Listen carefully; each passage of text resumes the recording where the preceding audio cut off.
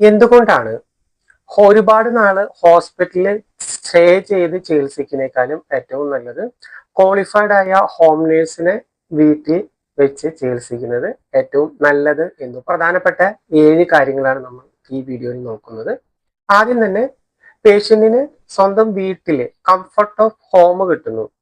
അതുകൊണ്ട് തന്നെ ഏറ്റവും അതായത് മറ്റുള്ള രോഗികളുടെ ഒരുപാട് മോശപ്പെട്ട അവസ്ഥ കാണാതിരിക്കാനും വീട്ടിലുള്ള ഫാമിലിയിലുള്ള എല്ലാവരുടെയും കെയറും ഒരു ഫാമിലി അറ്റ്മോസ്ഫിയർ അവർക്ക് കിട്ടുന്നതുകൊണ്ട് തന്നെ ഏറ്റവും പെട്ടെന്ന് അസുഖങ്ങൾ മാറാൻ സാധിക്കുന്നതാണ്. ഇപ്പോൾ ഹോസ്പിറ്റലിലാകുമ്പോൾ പല എമർജൻസി കേസുകൾ ഉണ്ടാവും, പല തരത്തിലുള്ള സൗണ്ടുകളും ഉണ്ടാവും. അപ്പൊ അതെല്ലാം ഒരു പരിധി വരെ വീടുകളിൽ വെച്ച് കെയർ ചെയ്യുമ്പോൾ ശ്രദ്ധിക്കുക. രണ്ടാമത് പേഴ്സണലൈസ്ഡ് 1-to-1 കെയർ ആണ് കിട്ടുന്നത്. ഹോസ്പിറ്റലാണെന്ന് വെച്ചാൽ ഒരു നേഴ്സിന് കുറെ രോഗികളെ അവര് ഇത്ര എണ്ണം രോഗികളെ നോക്കണമെന്ന് തിരിച്ചു കൊടുത്തിരിക്കുകയാണ്. പക്ഷെ വീടുകളിൽ 1-to-1 കെയർ ആണ്. ഒരു രോഗിക്ക് ഒരു ഹോം നേഴ്സ് ആണ്. ആ രോഗിയുടെ എല്ലാ സമയത്തും കൂടെ ഉണ്ടാവും. എല്ലാ കെയറും വളരെ കൃത്യമായി ശ്രദ്ധയോടെ അവർക്ക് ചെയ്യാൻ പറ്റും. അതുകൊണ്ട് തന്നെ അവരുടെ അസുഖങ്ങൾ പെട്ടെന്ന് മാറാനുള്ള സാധ്യത കൂടുതലാണ്. ആ രോഗിയെ പറ്റിയുള്ള എല്ലാ വിവരങ്ങളും കൃത്യമായി അനലൈസ് ചെയ്ത് മനസ്സിലാക്കാനും അതുപോലെ തന്നെ ആ രോഗിയുമായി ഒരു ഇമോഷണൽ ആയ ഒരു ബന്ധം സ്ഥാപിക്കാനും ഹോം കെയറിന് സഹായമാകും. ഏറ്റവും പ്രധാനമുള്ള കാര്യമാണ് കോസ്റ്റ് ഓഫ് തെറാപ്പി കുറയ്ക്കാവുന്നതാണ്. ഹോസ്പിറ്റൽ ചെലവുകൾ വളരെ കൂടുതലാണ്. ഹോസ്പിറ്റലിലുള്ള 4-1 ചെലവ് മാത്രമാണ് ഹോം നേഴ്സിന്റെ സർവീസിങ്ങിന്റെ ചെലവ് വരുന്നുള്ളൂ. അപ്പൊ ഒരു കോസ്റ്റ് വലിയ രീതിയിലേക്ക് പോവാതിരിക്കാൻ ഒരു എമർജൻസി ട്രീറ്റ്മെന്റ് കഴിഞ്ഞു ഹോസ്പിറ്റലിൽ നിന്ന് വീട്ടിലേക്ക് കൊണ്ടുവരുന്ന സ്റ്റേജിൽ എല്ലാ സൗകര്യങ്ങളും ഒരു ICU വരെ വീടുകളിൽ സെറ്റപ്പ് ചെയ്യാൻ പറ്റുന്ന സംവിധാനങ്ങൾ ഇന്ന് അവൈലബിൾ ആണ്. അതിന് തക്കതായ കെയർ കൊടുക്കാൻ പറ്റിയ ക്വാളിഫൈഡ് ആയ സ്റ്റാഫുകളെ ഇപ്പോൾ അവൈലബിൾ ആണ്. അപ്പൊ അതുകൊണ്ട് തന്നെ ഏത് തരത്തിലുള്ള അസുഖങ്ങളായാലും ഇമ്മീഡിയറ്റ് അസുഖങ്ങൾ കഴിഞ്ഞ് ഡിസ്ചാർജ് ചെയ്ത് വീട്ടിലേക്ക് കൊണ്ടുവന്ന് സെയിം രീതിയിലുള്ള കെയർ വീട്ടിൽ കൊടുക്കാൻ പറ്റും. ഒരു 4-1 ചെലവ് മാത്രമാണ് ഹോം കെയറിൽ വരുന്നുള്ളൂ. നാലാമത്തെയും ഏറ്റവും പ്രധാനപ്പെട്ട ഒരു കാര്യമാണ് ഇൻഫെക്ഷൻ വരാനുള്ള സാധ്യത കുറയ്ക്കുക.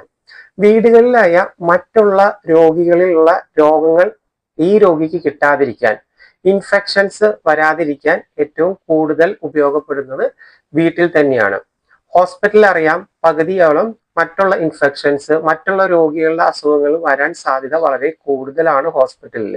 അപ്പോൾ ഇങ്ങനെയുള്ള ഇൻഫെക്ഷൻസ് കുറയ്ക്കാൻ വീടുകളിൽ തന്നെ ഹോം നേഴ്സിനെ വെച്ച് ചികിത്സിക്കുന്നത് ഒരു പരിധി വരെ ഏറ്റവും നല്ലതാണ്.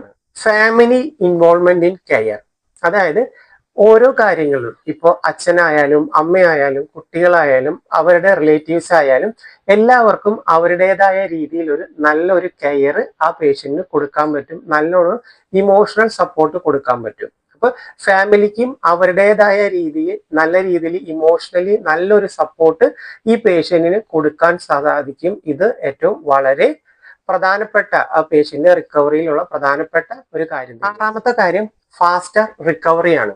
ഹോസ്പിറ്റൽ സ്റ്റേ ചെയ്യുന്നതിനേക്കാളും വീടുകളിൽ ചികിത്സിക്കുമ്പോൾ അവരുടെ ഇമോഷണൽ അതായത് സ്ട്രെസ് വളരെ കുറവായിരിക്കും. നല്ലൊരു ഇമോഷണൽ സപ്പോർട്ട് കിട്ടുന്നുണ്ട്. അപ്പൊ സ്ട്രെസ് കുറയുമ്പോൾ ഫാസ്റ്റർ റിക്കവറിയാണ് വരുന്നത്. അപ്പൊ അവരുടെ സ്ട്രെസ് കുറയ്ക്കാൻ ഏറ്റവും നല്ലത് വീടുകളിൽ ഹോം നേഴ്സിനെ വെച്ച് ചികിത്സിക്കുന്നത് സ്ട്രെസ് കുറയ്ക്കാൻ ഏറ്റവും നല്ലൊരു മാർഗമാണ്. അതുകൊണ്ട് തന്നെ ഫാസ്റ്റർ ആയിട്ട് റിക്കവറിയും കാണുന്നത്. ഏഴാമത്തത് കസ്റ്റമൈസ് ആയ ഡയറ്റും ന്യൂട്രീഷൻസും കൊടുക്കാൻ പറ്റുന്നു. നമുക്കറിയാം ഹോസ്പിറ്റലിൽ ആവുമ്പോൾ ഒരു പരിധി വരെ അവിടെ അവൈലബിൾ ആയ ഫുഡ് മാത്രമാണ് നമുക്ക് കൊടുക്കാൻ കഴിയുന്നത്. ഒരു വീട്ടിലേക്ക് വരുമ്പോൾ നമുക്ക് കസ്റ്റമൈസ് ചെയ്ത് ആ രോഗിക്ക് എന്താണ് വേണ്ടത്, അവർക്ക് താല്പര്യം എന്താണ്, അവരുടെ അസുഖങ്ങൾ വെച്ച് എന്തൊക്കെ കാര്യങ്ങൾ കഴിക്കാൻ പറ്റും എന്നത് നോക്കിക്കൊണ്ട് കസ്റ്റമൈസ് ആയ ഒരു ഡയറ്റ് നൽകാൻ പറ്റും. അതുപോലെ തന്നെ അവരുടെ ന്യൂട്രീഷൻ കാര്യങ്ങൾ പ്രത്യേകം ശ്രദ്ധിക്കാൻ പറ്റും. ഇത് അവരുടെ അസുഖം മാറാനും ഫാസ്റ്റർ റിക്കവറിക്ക് ഏറ്റവും ഫലപ്രദമാണ്. അടുത്തൊരു പോയിന്റ് ഫ്ലെക്സിബിൾ ടൈമിംഗ് അവേഴ്സ് ആണ് വിസിറ്റേഴ്സിന്. ഒരു പരിധി വരെ അധികം ഇൻഫെക്ഷൻ ഒന്നും വരാത്ത രോഗികളാണെങ്കിൽ വീടുകളിൽ അവരുടെ ബന്ധുക്കളും അതുപോലെ റിലേറ്റീവ്സും അതുപോലെ തന്നെ അവരെ ഫ്രണ്ട്സൊക്കെ വന്ന് വിസിറ്റ് ചെയ്യുന്നത്. ഹോസ്പിറ്റലാകുമ്പോൾ ഒരു പരിധി വരെ അത് കുറയ്ക്കേണ്ടി വരും. വിസിറ്റിംഗ് അവേഴ്സിൽ മാത്രമേ വരാൻ പറ്റുള്ളൂ. അങ്ങനെയുള്ള റെസ്ട്രിക്ഷൻസ് ഉണ്ട്. വീടുകളിലാകുമ്പോൾ ആ റെസ്ട്രിക്ഷൻസ് ഉണ്ടാവില്ല. പേഷ്യന്റിന്റെ കംഫർട്ട് അനുസരിച്ച് നമുക്ക് ടൈമിംഗ് അഡ്ജസ്റ്റ് ചെയ്യാൻ പറ്റുന്നതാണ്. ഇത് ഫാസ്റ്റർ റിക്കവറിക്ക് ഒരു സഹായകമായ കാര്യമാണ്. Home nurse better for long time illness, end stage illness, അങ്ങനെയുള്ള എൽഡർലി പേഷ്യൻസിന് ഏറ്റവും നല്ലത് ഹോം നേഴ്സ് കെയർ ആണ്. അതുകൊണ്ട് തന്നെ വീടിന്റെ ഒരു സ്വസ്ഥമായ അന്തരീക്ഷം അവർക്ക് കിട്ടുന്നത് തന്നെ ഏറ്റവും വലിയൊരു കാര്യമാണ്.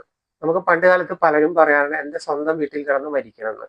അപ്പൊ അതുപോലെയുള്ള സ്വന്തം വീട് എന്നൊരു സ്വപ്നം അവരുടെ ആ ചുറ്റുപാടുമായി പൊരുത്തപ്പെട്ടു പോകാനാണ് രോഗികൾക്കും അവരുടെ ബന്ധുക്കൾക്കും ഏറ്റവും കൂടുതൽ താല്പര്യവും ആ രോഗം റിക്കവറി ചെയ്യാനും ഏറ്റവും നല്ലത്. ഏറ്റവും അവസാനത്തെ point, peace of mind for family members. വീട്ടിൽ ഒരു ഹോം കെയറിലൂടെ ചെയ്യുമ്പോൾ അവർക്ക് ഒരുപാട് പീസ് ഓഫ് മൈൻഡ് ഉണ്ട്.